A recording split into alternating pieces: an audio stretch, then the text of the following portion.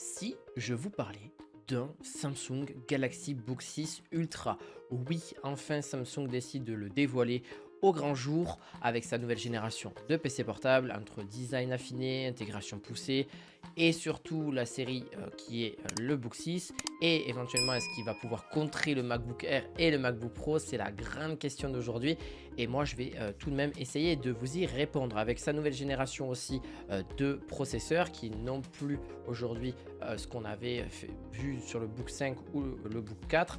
On est vraiment sur la génération Intel Core Ultra série 3 gravée selon le procédé Intel 18A. Bon bref, c'est une architecture qui a un gain de performance CPU qui peut aller jusqu'à 60% par rapport à la génération précédente, tout en intégrant un NPU capable de délivrer jusqu'à 50 teraflops pour les tâches liées à l'intelligence artificielle.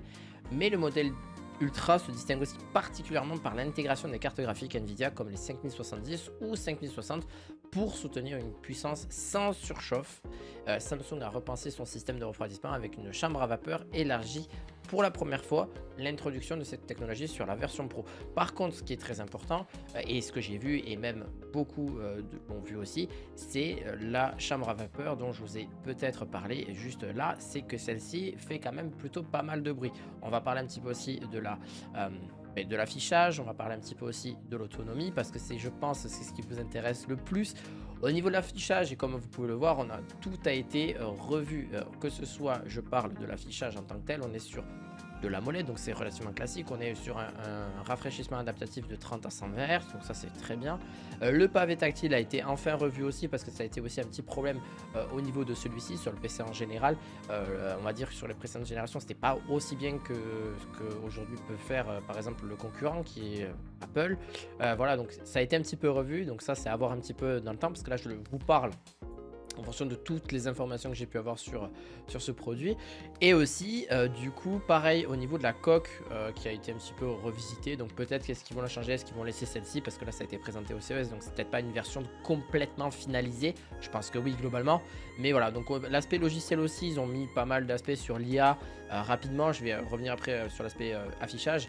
Mais voilà, donc on peut faire une recherche d'objets, on peut supprimer l'objet, on peut enlever l'objet par exemple. Voilà, il y a quand même des choses qui ont été faites qui ne sont pas négligeables aujourd'hui et qui sont quand même notées. Il reste quand même aussi très léger comme PC et on va parler un petit peu de son autonomie aussi tant qu'on y est. C'est surtout que Samsung annonce principalement aujourd'hui jusqu'à 30 heures en lecture vidéo et selon les modèles bien sûr, surtout les plus haut de gamme, et la recharge rapide ce qui permet de récupérer 63% de batterie en seulement 30 minutes.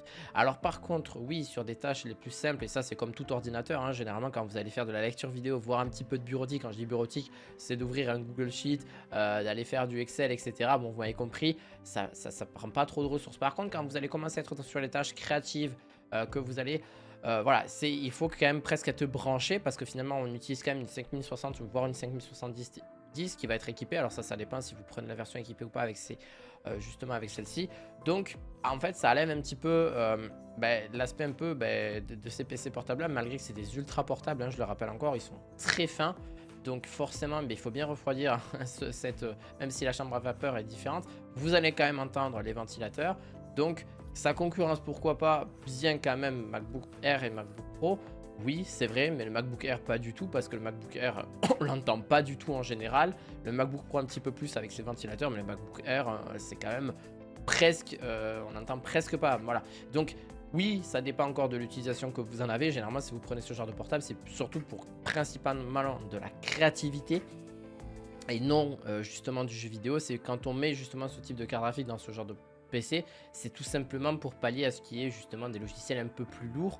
Et donc c'est vrai que la batterie va très très vite descendre, vous allez vite vous en rendre compte, voire j'espère, en tout cas d'après ce que j'ai pu comprendre et d'après les tests qu'ont pu faire certaines personnes dont j'ai vu, ou même plusieurs sites, bon c'est vrai que c'est un peu compliqué, ça a tendance à moins suivre s'il n'est pas branché, il est plus performant quand il est branché que s'il ne l'est pas. Donc c'est peut-être un peu gênant. Alors encore c'est à prendre avec des pincettes, donc il faudra voir de mon côté, mais c'est ce qui a été vu et en tout cas ce que j'ai relaté le plus. Alors c'est pas forcément encore une fois une formation peut-être qui est vraie ou pas, mais ça c'est à voir bien évidemment. Mais c'est ce que j'ai vu un petit peu qui tourne autour. Voilà. Bon, en tout cas, pour justement sa disponibilité, la série Book 6 sera disponible en coloris gris ou argent sur certains marchés dès la fin du mois de janvier. Donc il arrive très très rapidement.